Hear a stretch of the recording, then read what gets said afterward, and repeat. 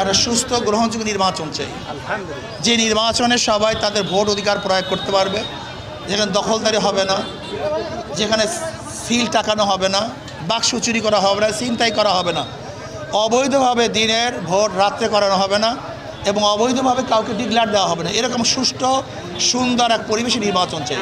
আমাদের মূল টার্গেট হলো ইসলামী দলগুলিকে নিয়ে, ইসলামী দলই নয়, ইসলাম, দেশ, মানবতা, এই তিন মূল ভিত্তিতে যারাই আমাদের সাথে জোট করতে চায় তাদের সাথে জোটবদ্ধ নির্বাচন করা আমাদের মূল টার্গেট, প্রথম টার্গেট।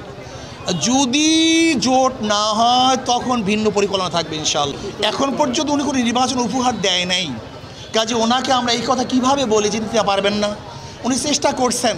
তবে আমি মনে করি সিইসির উচিত বিগত সিইসিরা অবৈধ নির্বাচন উপহার দেওয়ার জন্য তারা যে লাঞ্ছিত হয়েছে, অপমানিত হয়েছে, এই সিইসি যেন সেই লাঞ্ছিত অপমানিত না হয়।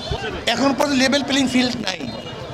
দেখতেছি একটা দল মানে বিএনপি, তারা জবরদখল করতেছে, চাঁদাবাজি করতেছে, মানুষের কণ্ঠকে রুদ্ধ করতেছে, তারা অবৈধভাবে মেয়র হওয়ার আগে নিজেরা মেয়রের চেয়ার বসতেছে, তারা জোরপূর্বক আইনকে নিজেদের পক্ষে রায় দেওয়ার জন্য বিচারকদেরকে প্রেশার ক্রিয়েট করতেছে। যদি এরকম হয় তাহলে লেভেল প্লেইং ফিল্ড থাকবে বলে আমার মনে হয় না, গ্রহণযোগ্য নির্বাচন হবে বলে আমি জানি না।